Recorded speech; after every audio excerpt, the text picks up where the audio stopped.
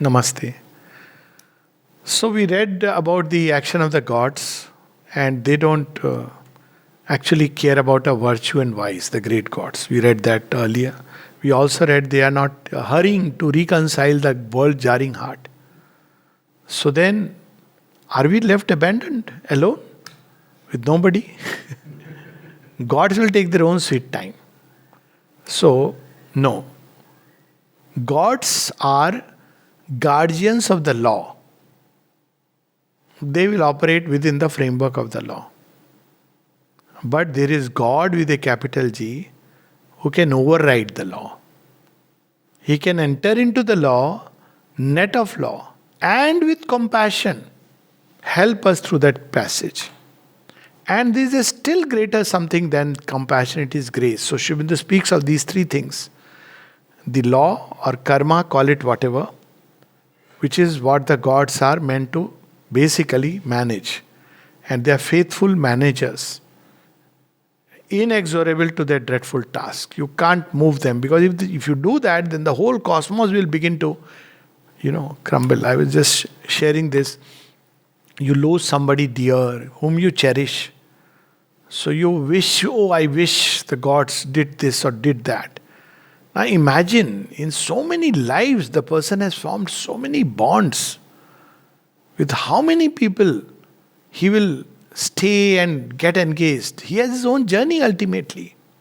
So the gods don't intervene like that. They are the managers of the cosmic law, and they faithfully obey the divine will in their hearts, surrender to that. Once the will impels them, if it says slay, they slay.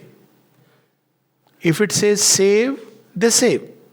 Even if you may feel that the person is undeserving. You see, before the Trojan War, Zeus is sitting in his assembly and calling all the gods and saying, look, I have decided this. So all you gods, please take care.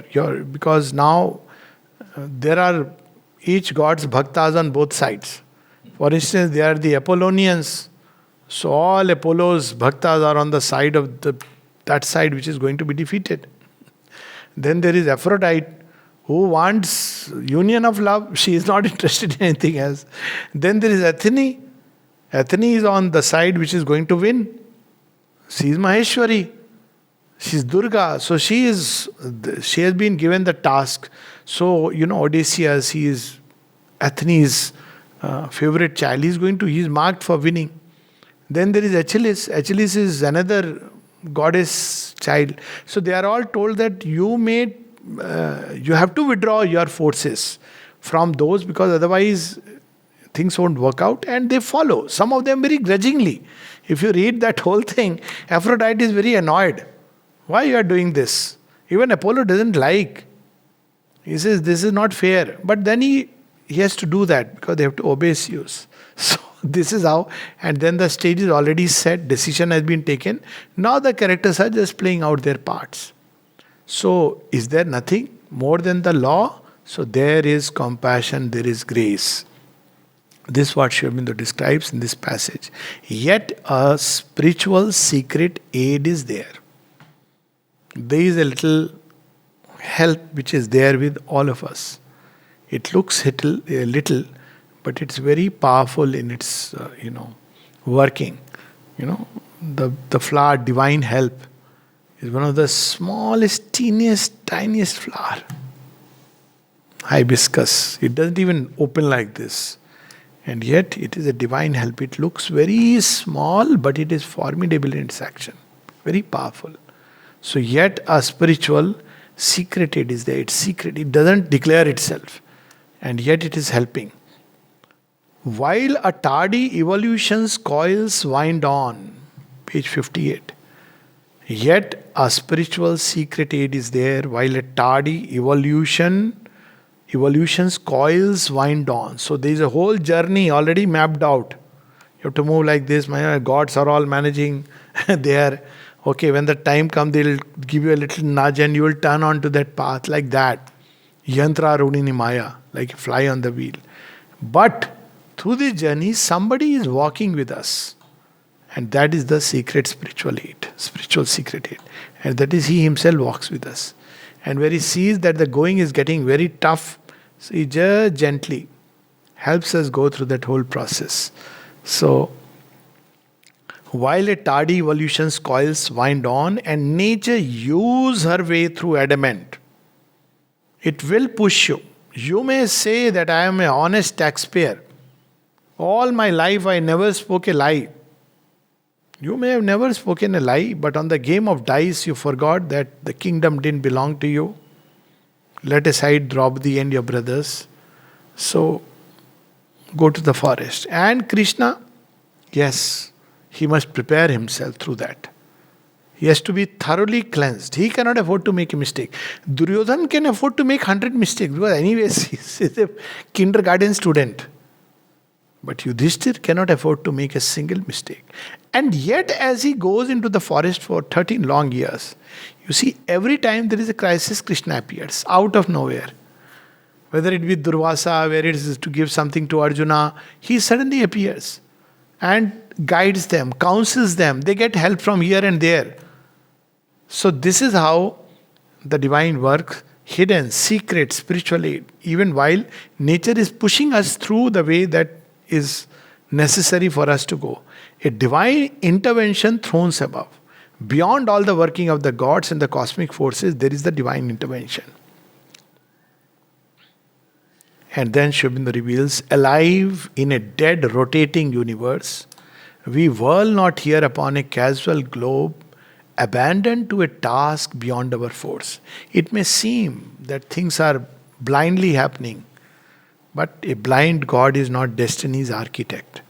There is a meaning in each curve and line, and every curve of fate, every step has been in some way or the other foreseen.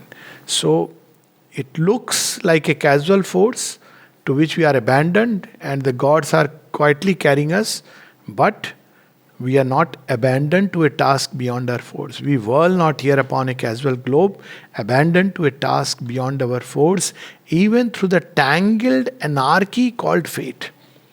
If we look at our life, everybody by the time one is 15, 16, their parents have, why 15, 16?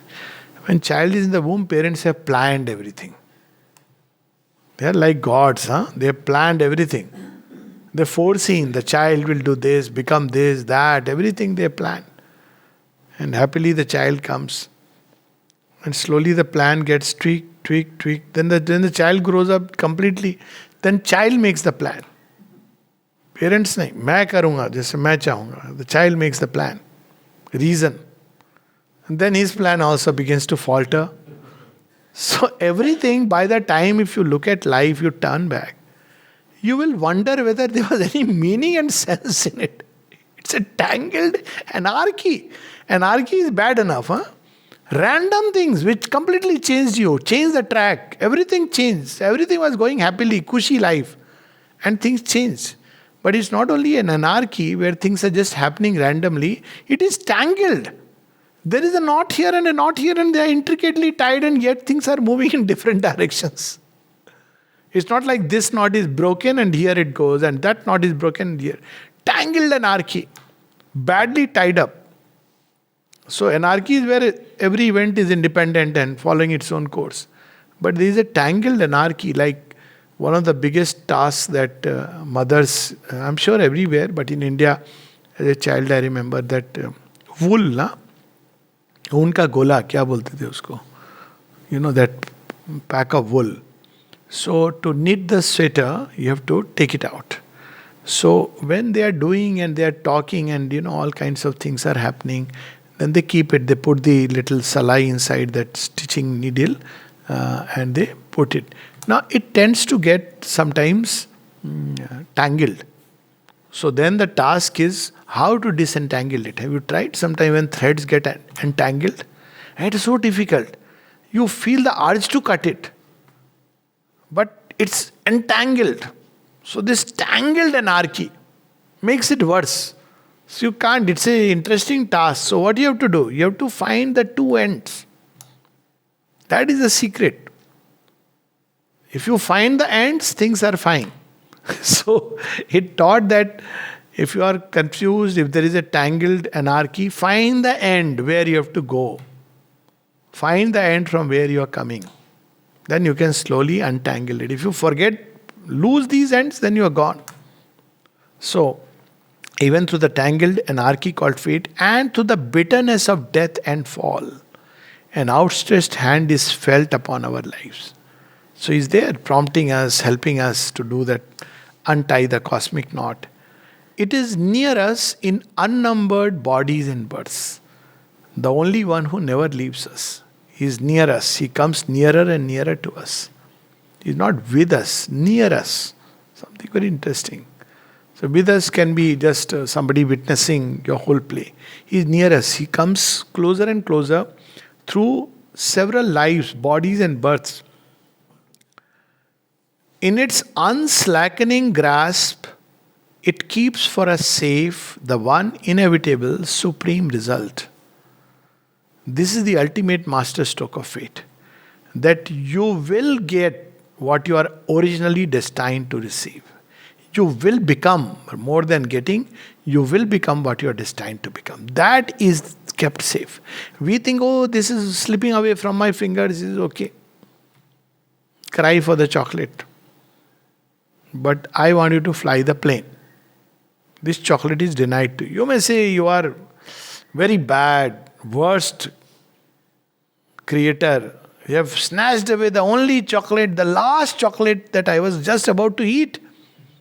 Many a slip between the cup and the lip. I brought it so close and you took it away. Yes, because I have better plans. And if he says better plan to a child, 5-year-old child, I'm snatching the chocolate so that you can fly a plane. Child will say, don't talk all this. Get me my chocolate. Flying the plane is regardless. So this is how this keeps in its grasp safe. In its unslackening grasp, it keeps for us safe the one inevitable supreme result.